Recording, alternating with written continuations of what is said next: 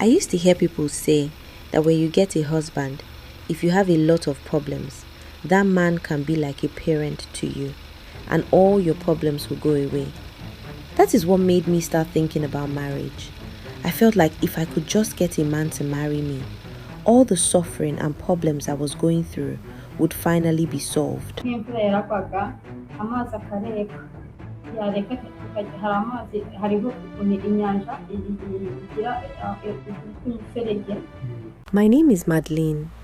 I was born in 1988 in South Kivu in the Democratic Republic of the Congo, and I am proud to be Congolese. It is my country of birth, and I take pride in my nationality. When I think about my earliest childhood memories, I remember going to the lake to play.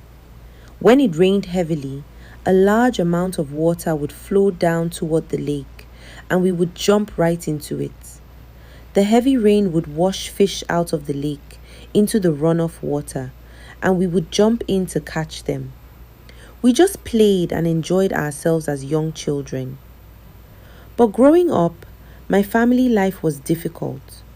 I grew up as an orphan without my own parents, so I was cared for by a foster family in Kadutu, which is located in Bukavu, South Kivu.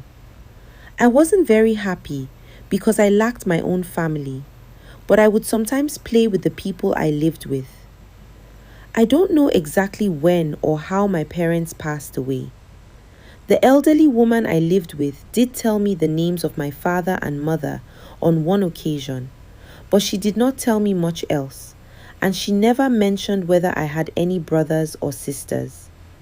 I believe it is possible that she knew what happened to them, but because I was still very young at the time, I didn't ask many questions, so I never learned anything more about my family history. I stayed with that elderly woman because her own children had gone to Kisangani to get married, so I was the only child at home. Our house was right near a main road, and the neighborhood was a busy commercial area. It was often very noisy because it sat right close to a trading center where people gathered and did business all day long. I remember always hearing the constant noise of people talking, trading, and moving around. The road outside was old and filled with potholes, which made the area feel even more crowded and active. We didn't keep any livestock on the property, no cattle, goats, or domestic animals, and we didn't have a farm.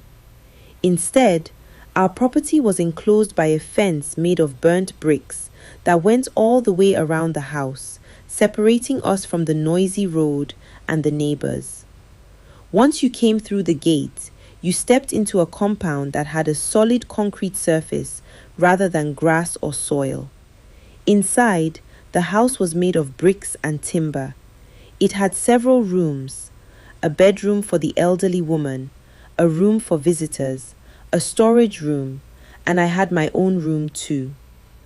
What made that house feel like home wasn't the building itself, but the life I lived there. I felt happy, safe, and truly cared for. The elderly woman gave me guidance and a sense of belonging, and because of that, I remember that home with real warmth. We did not experience poverty during that time. The household had enough resources to meet our basic needs, so it was a time of safety and security for me. The elderly woman supported the household because she owned rental properties. Tenants would come and pay rent directly to her, and sometimes she would even send me to collect the rent money from them and bring it back to her. Her children would also send her money from time to time, though I never paid much attention to how she received those transfers. My days followed a regular routine. I would wake up, wash my face, brush my teeth, and clean the house. I washed the utensils and did my chores before checking on the elderly woman. Then I would ask her what she wanted to eat and make her breakfast. We ate together, and then I would start preparing lunch. I cooked on a charcoal stove, so I always tried to organize the meals efficiently so the charcoal would last longer. If we were out of food, she would send me to the market to buy ingredients. After we ate lunch, I had free time in the afternoon. I loved playing skipping rope with the other children in the neighborhood. I felt very safe there, though I was always frightened of being outside at night.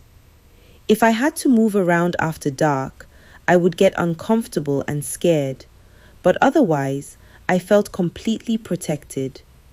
Later in the day, I would go back home to help care for the elderly woman. Her feet were always swollen and painful because of her age, so I would massage them to make her feel more comfortable. In the evenings, we would sit together, talk, and share stories while I prepared our supper. We also had beautiful celebrations that brought the whole community together. I fondly remember community weddings, Christmas Day, and New Year's Day. On those holidays, the elderly woman's children would come to visit from Kisangani. The house would become full of activity, laughing and talking. I had a lot of responsibilities during those celebrations because people would constantly send me on errands and ask me to help with tasks. It left me feeling very tired, but I was still so happy because there were so many children to play with and plenty of food to enjoy. She taught me so many important values, like respecting others, being confident, avoiding gossip, working hard, and remaining humble. She would advise me not to be influenced by negative peer groups. These conversations left a lasting impression on me, and my life with her was stable and good. But later, she became sick with diabetes, went to the general hospital in Bukavu, and passed away. After her death, things started becoming very difficult for me. The neighbors began mistreating me, forcing me to wash their clothes and perform other household chores. When I realized the situation was no longer good, I decided to move to Goma in North Kivu to look for work. The neighbors noticed I was struggling and asked if I wanted to stay and keep working for them. I told them I knew some people in Goma and preferred to go there. The people in Bukavu were not my family, and there was no work available. Even though I didn't have family in Goma either, I believed it would offer better opportunities. I asked the neighbors for financial assistance, and they gave me some money for the journey.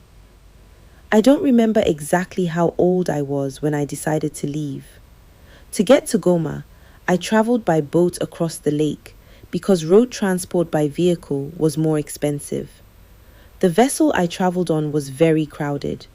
It was a much bigger passenger vessel than a simple boat, equipped with sleeping rooms and toilet facilities.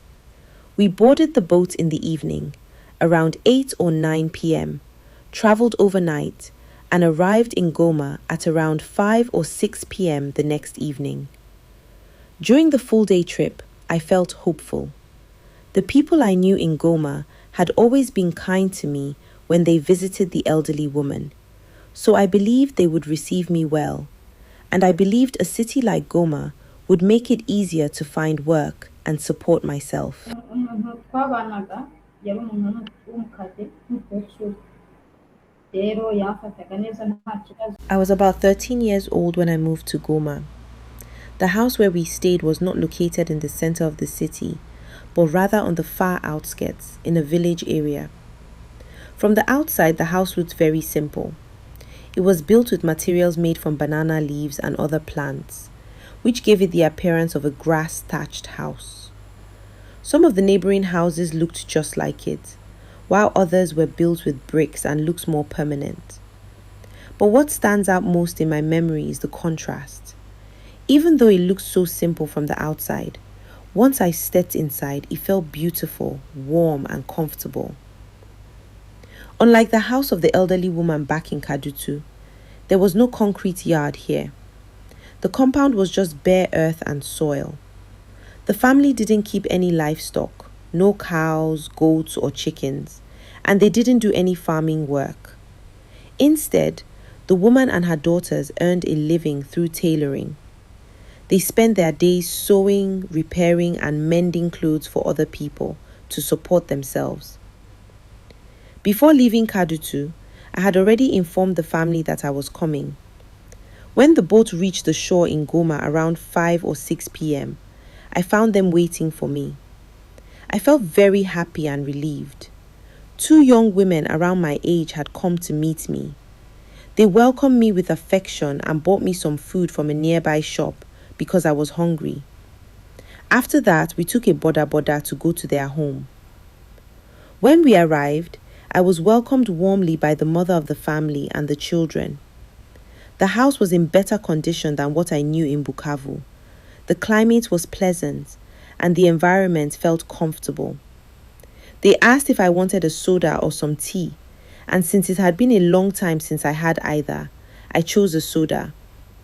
They gave me a bed to rest because I was tired and cold. The next morning, they asked if I knew how to cook meat and prepare chips. I told them I did, and they told me to prepare it for myself and enjoy the meal, since it had been a long time since I had eaten meat. My daily routine started much like it had before. I would wake up in the morning, brush my teeth, sweep around the house, clean the floors and wash the utensils. But life here was very different and much harder than what I had known with the elderly woman. The biggest change was the water. This household did not have easy access to water, so I had to fetch it from a borehole. Because it was a village area, many people relied on that exact same water source. It was a very time-consuming chore. I had to stand in a long line and wait my turn before I could finally fill my containers and carry the heavy water back home. After returning, I would prepare lunch. Around midday or early afternoon, the family would come back to the house to eat. The woman didn't have a husband, so it was just her and the 2 daughters. After lunch, I would continue with my tasks, organizing the house and neatly arranging the clothes for the mother and the daughters. In the evenings, they would return home for good. I would prepare supper and the day's work would end. The 2 daughters did help me with the daily work when they could. They would assist with the household tasks in the mornings before they left for work, and they would help me again in the evenings when they came back. Even though they had their own responsibilities, they shared some of the burden and were generally supportive of me. But during the day, while the woman and her daughters were away at work, I was left completely by myself to look after the house and finish the chores.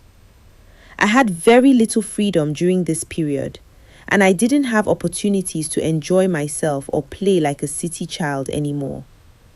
I had gone to school for a short time in the past and managed to study up to primary 3, but I never got to continue my education beyond that. Now, my life was just work and worry.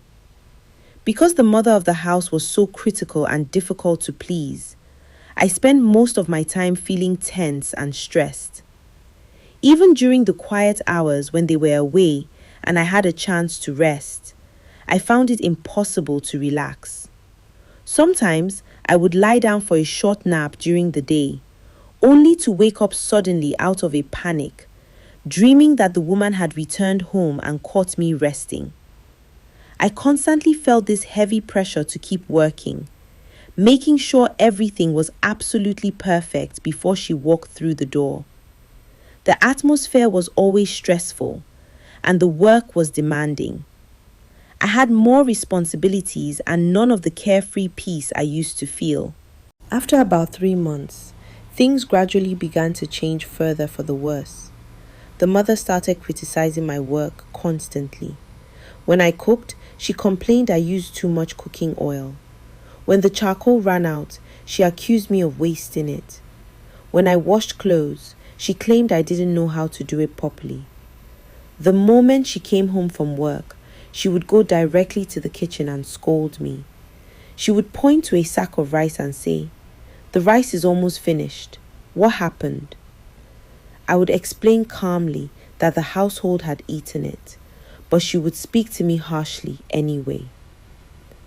The two daughters realized what was happening and told me their mother was too quarrelsome and that I wouldn't be able to keep living there.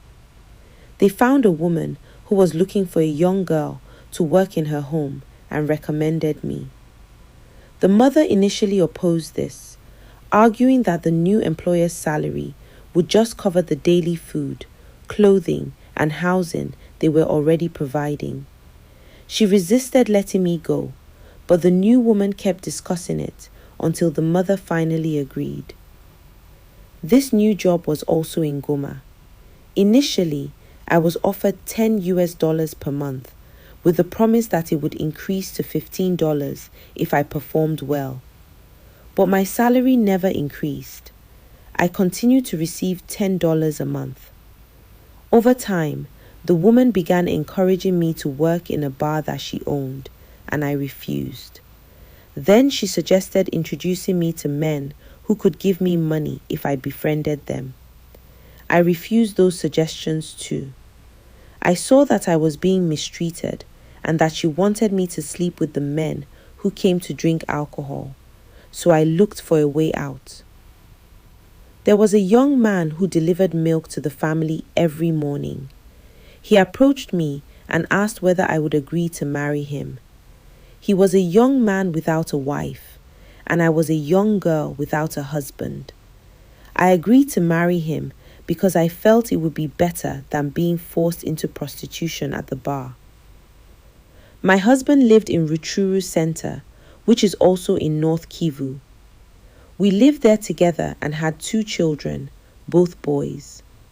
Later, conflict began when a rebel group known as the Mai Mai started attacking the area.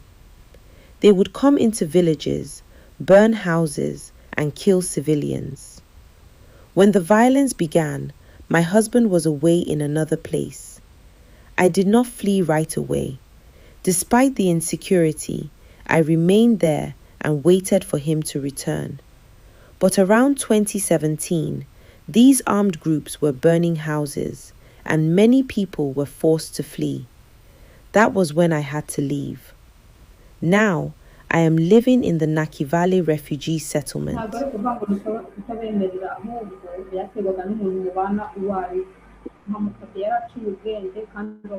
When I was growing up, my biggest dream was to become a doctor. Whenever I saw people suffering or waiting a long time for treatment at hospitals, I felt a deep desire inside me to help them. I would imagine becoming a doctor so I could care for people, reduce their suffering, and provide assistance to those who needed it most. I began going to school when I was about 7 years old, back when I was still living with the elderly woman in Kadutu. I started in primary 1 at a private school called Academy. In some communities in the Congo, educating girls was not always considered a priority. But in my experience, it really depended on the family or the caregiver you lived with. The elderly woman who raised me believed in education. She was somewhat educated herself, and her own children had also gone to school, so she encouraged me to go too. School would begin at 7 a.m. and end at around 12 noon. I walked to school each day, and since it was fairly close to home, it usually took me about 30 minutes. The morning walk was always hurried. We tried our best not to be late, because arriving late meant punishment. You could be caned or even left outside the school gate and not allowed to enter at all. Because of that, the morning journey was entirely focused on getting there on time rather than socializing. The afternoons were completely different. After school let out, we felt relaxed and free. We would walk home slowly, playing and spending time with the other children. I was a sociable child and had many friends at school. My favorite subject was mathematics because I truly enjoyed working with numbers, learning how to count, and solving math problems. I had a male teacher who taught mathematics whom I greatly admired, and he had a very positive influence on me. It was when I reached primary 3 that I really realized how much I loved school and learning, and I performed well in my classes. But my education was cut short right there in primary 3.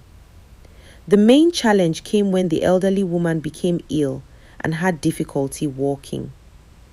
As the only person available to care for her, I had to take on more responsibilities at home.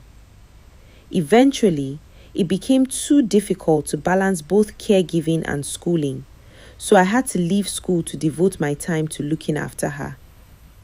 I have never had the opportunity to return to school since then. Growing up as an orphan without knowing any brothers or sisters has been one of the most painful parts of my life. I never learned of any siblings, and to this day, I do not know if I have any out there. Growing up without close family meant that I often had no one I could turn to with my worries, challenges, or personal struggles. Not having parents, siblings, or relatives I could rely on left me feeling deeply alone at times, and it was a very difficult experience. Language helped me connect with the different people I encountered though. I grew up speaking Kinyabwisha and Kiswahili, but while living with the elderly woman, I also learned and used Kifuliru, which was her language. Aside from my school dreams, my childhood joys were simple. I loved playing skipping rope with the other children, and when it rained, we would all go out together and play in the water. Those moments brought me real joy. But after the elderly woman passed away, and I had to leave that first home in Goma after 3 months, life transitioned into adolescence and became very difficult. I faced so many hardships and uncertainties as a young girl trying to support myself. Because of those challenges and the dangerous circumstances I found myself in at the bar, I eventually decided to marry at a young age. I don't remember my exact age, but I estimate I was around 16 years old when I got married. At the time, marriage seemed to offer a path towards stability and a different future away from the hardships I was experiencing. hariho icyombo bigenda mu mazi kubera ko ni mu mazi kurushaho gushika i Goma ni mu mazi. After I left the elderly woman in Bukavu, I traveled on that large passenger boat and stayed with that first family in Goma for 3 months.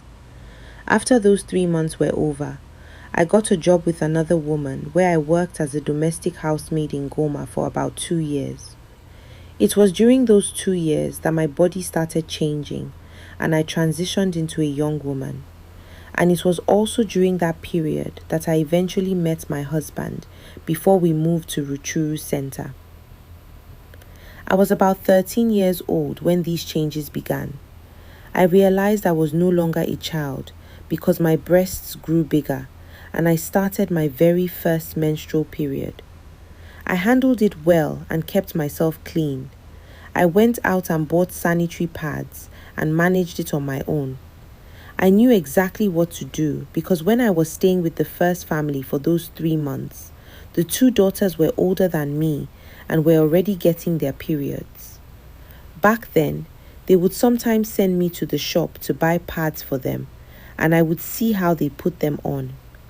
Because of those girls, I learned how to use pads beforehand, so I wasn't confused when my own arrived.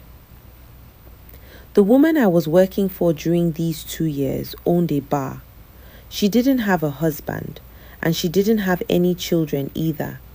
It was just the 2 of us living in that house. My job was to do all the housework, cooking food, washing clothes, mopping the floors, and cleaning. The woman spent her time at her bar, so I would stay at the house by myself all day doing chores, and I would only leave to take food down to her at the bar.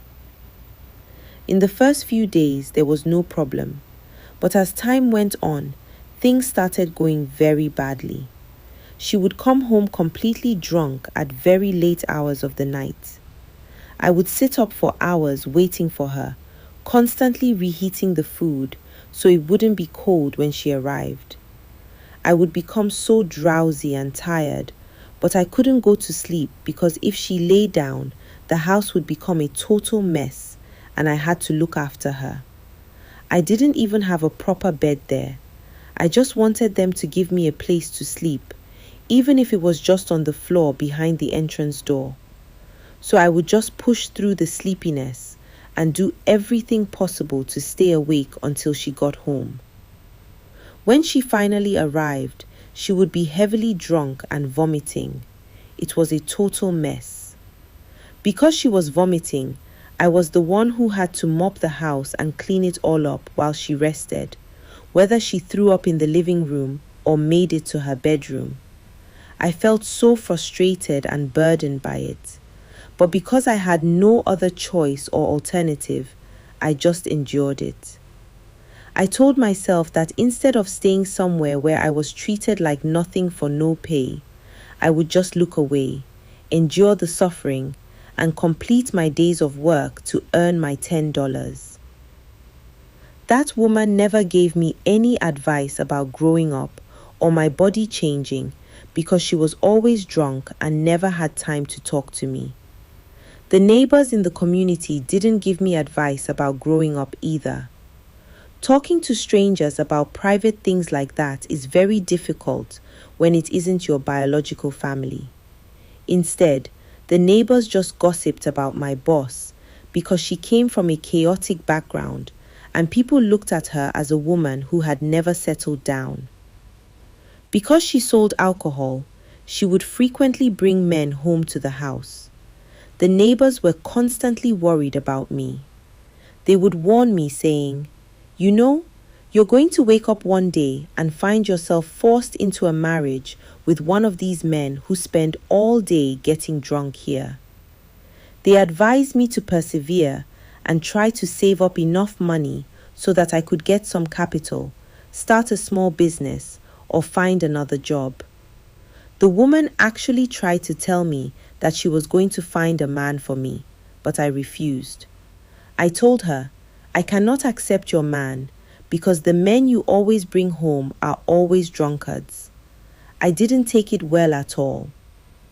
Because I refused those men, and because I was a humble, well-behaved girl, the community started calling me ma sœur, which means sister. Society expected a young girl growing up into an adolescent to have good behavior, to be clean, to bathe regularly, and to wash her clothes, and I made sure to do all of that. I had to open my mind, stay sharp, and be very clever, because I realized I had no family to ask for help, so I had to learn how to navigate everything on my own. I used to hear people say that when you get a husband, if you have a lot of problems, that man can be like a parent to you, and all your problems will go away. That is what made me start thinking about marriage. I felt like if I could just get a man to marry me, all the suffering and problems I was going through would finally be solved. bari bafite imyumvire yo kuvuga ngo umwana w'umukobwa utangiye gukura agomba kumenya gukaraba, kugira isuku. After staying with that woman who owned the bar for about 2 years, I first began to think about relationships and finding a man on my own. I was completely exhausted from her constantly trying to pressure me into a marriage with the drunkard she associated with. In our community, for a young woman to find a husband or find love, she was expected to maintain a humble reputation. If you were too outgoing or forward, people would view you as a prostitute and no one would marry you. I kept my humble behavior, but when I realized my living situation was becoming increasingly unsafe and undesirable, I knew I had to choose my own path to escape. That was when I chose the young man who used to deliver fresh cow's milk to our house every morning for resale. He was the one who first started pursuing me and flirting with me. He began by asking if the place where I was staying was my actual family home. When I told him I was just working there, he asked if we could be friends. I told him it would depend on the steps we took, and right then, He told me clearly, "Look, I don't want to waste time playing around. I want us to be friends, but my ultimate goal is for us to live together as husband and wife." I think I was around 16 or 17 years old at the time. I never asked him his age. When you are just desperate to find a husband to rescue you from a bad situation, you don't focus on age questions. You just focus on getting a husband. He was mature in character and possessed wisdom, older than me, but not excessively old. During our 6 months of courting, we didn't have phones to speak on, and I didn't know how to write letters. Instead, because he brought milk to town every single day, he would go sell his supply until it was all gone. On his way back home, he would stop by the house where I worked, and that is how we would stand and talk. When he proposed, he asked where my family was located so we could perform the traditional marriage customs, offering to provide a goat or a cow for the dowry. But I told him, because I don't have any family left in Bukavu where you can take these things, just take me to be your wife. We should forget about the traditional dowry gifts because I am an orphan and there is nowhere to take them. My boss never found out about us during those 6 months. I had to keep the relationship a complete secret because I knew she wouldn't allow me to be with anyone else. When the day we agreed upon finally arrived, I escaped by telling her a lie. I told her I was going to visit the first family I had stayed with for a birthday celebration for one of the daughters. I told her she should keep the house key because I might not be back by evening. I waited until evening when it started to get dark. My boyfriend had a motorcycle, and we had already planned our secret meeting spot a short distance away. I walked to the designated place, met him, and we left together on the motorcycle, heading for Rutshuru Center where he lived. The journey on the bike was not easy at all. Rutshuru Center is very far from Goma, a difficult 4 to 5 hour ride on a motorbike. It was freezing cold, and the road took us through dense forests and volcanic areas. But when we finally arrived that night, I found that he had already organized a gathering to welcome me as his wife. There were people waiting for us with drinks and food. They asked me what I wanted to drink. I had a soda, and we went to sleep. The next morning, our life together officially began. To just secretly pack your things, slip away from your employer, and have a man take you straight to his home is absolutely not how marriages are traditionally done in the Congo. Under normal circumstances, I would have informed the person responsible for me, even if she was difficult, so a proper traditional ceremony could be arranged with family gifts. But because of my specific circumstances as an orphan, and because I knew the chaotic, unstable state my boss was always in from drinking, I chose to let it happen this way.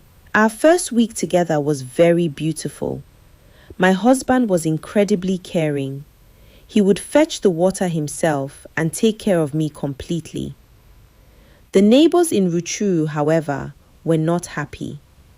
They started gossiping and telling him, "You have brought a girl from the town. Will she even manage farming?" They didn't like that he had brought home a city girl, but everything between my husband and me was fine. His house was a modest wooden building with 2 rooms, a bedroom and a sitting room, which we also used as a cooking space. It wasn't surrounded by forest, it was just a normal house right in the trading center. It didn't have cement floors initially, but after we had stayed together for some time, we were able to put cement in. Financially, we were not rich, but we were also not struggling. Because he sold milk, we always had enough food, and I had also saved some of my own money from my previous job.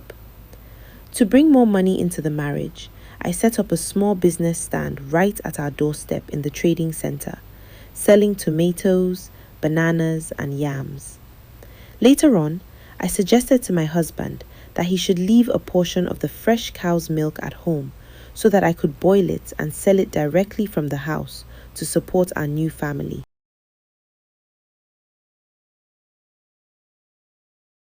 You've been listening to The Archive Speaks, a podcast from the Refugee Archive, a global center dedicated to preserving and amplifying the voices of displaced female head of households. If this story moved you, help us share it. Support our cause by finding us on any social media platform at The Refugee Archive. And join us, because when more of us listen, more of them speak.